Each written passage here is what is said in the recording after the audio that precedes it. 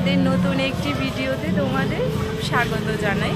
আজকে হচ্ছে ওর জন্মদিন, সেই জন্য আমরা একটু বেরিয়েছি জগন্নাথ বাড়িতে। এই দেখো আমাদের বার্থডে বয়। তো জগন্নাথ বাড়িতে এসে পড়েছি। তো এখান থেকে ব্লগটা স্টার্ট করেছি।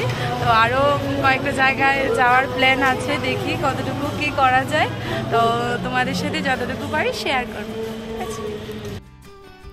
ঠাকুর বাড়িতে যাওয়ার আগের দিনই আমরা রাত্রেবেলা একটু সেলিব্রেশন করে নিয়েছিলাম নিজেদের মতো করে। চলো তোমরা সেই ক্লিপটাও দেখে নাও। ওই দিন ডিউটি থেকে বেরিয়ে আমি আর কেকটা অ্যারেঞ্জ করতে পারিনি, সেই জন্য দোকান থেকে ছোট একটা কেক নিয়ে গিয়েছিলাম। আমি মনে করি সেলিব্রেশন ছোট হোক বা বড় সেটা ম্যাটার করে না আমার কাছে। তুমি মন থেকে কতটুকু কি করছো সেটা আমার কাছে অনেক বেশি ম্যাটার করে। যেহেতু আমি পরের দিন ওর জন্য আরেকটা সারপ্রাইজ ছোট্ট করে অ্যারেঞ্জ করেছিলাম, সেই জন্য আমি ওই মিড নাইটের জন্য আর ভাবিনি, ছোটো মোটো করেই নিজেদের মধ্যে কেকটা কেটে নিলাম আর একটু খুব ভালো একটা সময় কাটিয়ে নিলাম।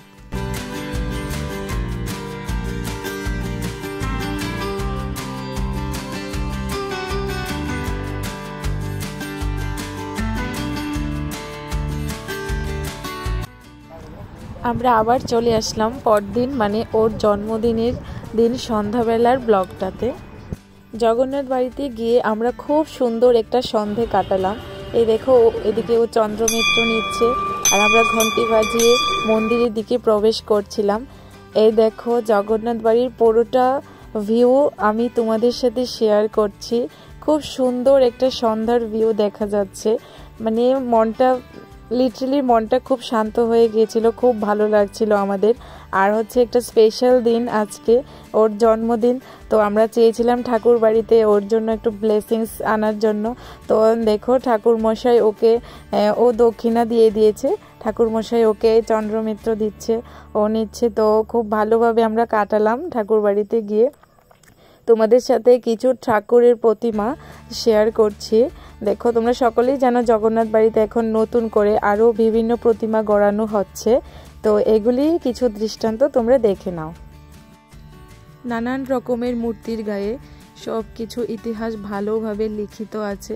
আমরা পুরোটা মন্দির ক্যামেরাতে বন্দি করার জন্য অনেকটা ট্রাই করেছি, যতটুকু পারি ক্যামেরাতে নিয়েছি। এই দেখো এখন আমরা জগন্নাথ মন্দিরের দিঘির দিকে প্রবেশ করছি।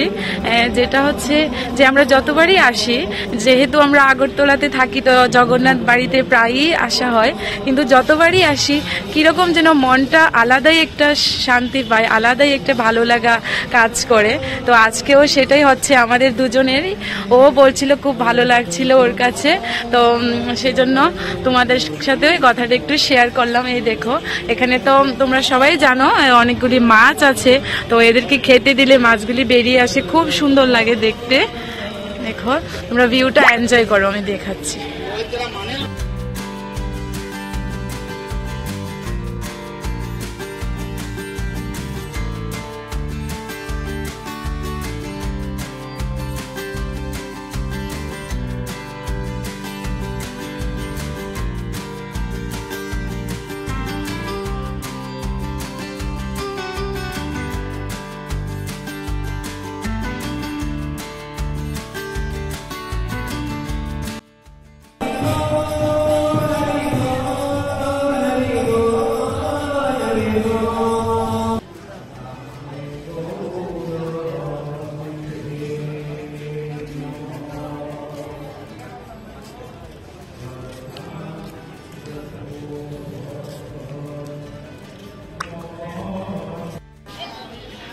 ঘোরা শেষ হয়ে গেছে, তো আমরা এখন যাব লক্ষ্মীনারায়ণ বাড়িতে। চলো দেখতে থাকো।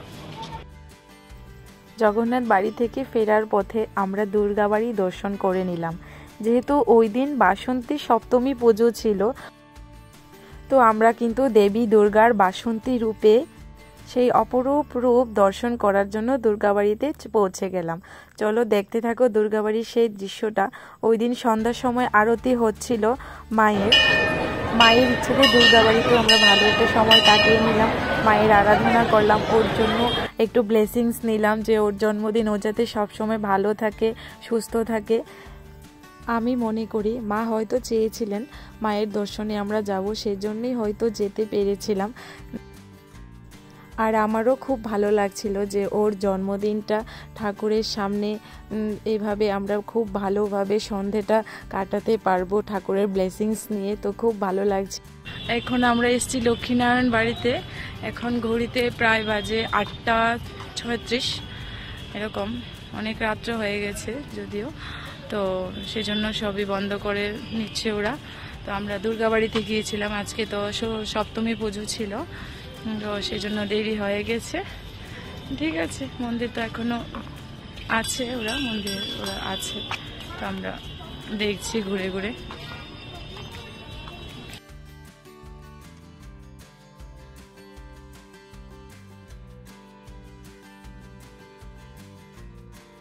চলো তোমাদের সাথে ছোট্ট একটি কথা শেয়ার করি। তো কি হয়েছিল, আমরা বিয়ে করে যখন শ্বশুরবাড়িতে আমি যাচ্ছিলাম ওর সাথে, তো প্রথম আমরা লক্ষ্মীনারায়ণ বাড়িতে গিয়েছিলাম। তো আমার শ্বশুরবাড়িতে আসার যে রাস্তাটা মাঝখানে লক্ষ্মীনারায়ণ বাড়িটা পড়ে আর কি, তো আমরা ওইখানে গিয়েছিলাম লক্ষ্মীনারায়ণ বাড়িতে ব্লেসিংস নিতে। হাজব্যান্ড ওয়াইফদের নতুন যারা বিয়ে করে ওদের নাকি যেতে হয়, তো আমরা গিয়েছিলাম। সাথে আমার ভাই ছিল 2জন, আর একজন দেওরও ছিল সাথে। তো এখন কথাটা মনে পড়ে গেল লক্ষ্মীনারায়ণ বাড়ির দৃশ্যটা দেখে।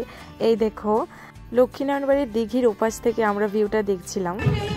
আমরা এখন এসেছি শেরওয়ালি বুঝে একটু খাওয়া দাওয়া করব, আর ওর জন্য একটা ছোট্ট সারপ্রাইজ আমি রেখেছি। ও সেটা জানে না, একদমই জানে না, ও আন্দাজও করতে পারেনি যে আমি ওর জন্য মানে লাস্ট মোমেন্টও ওর জন্য একটা সারপ্রাইজ রেখেছি। তো তোমাদেরকে আমি বলে দিলাম, ও কিন্তু জানে না। চলো দেখতে থাকো, শেয়ার করবো তোমাদের সাথে।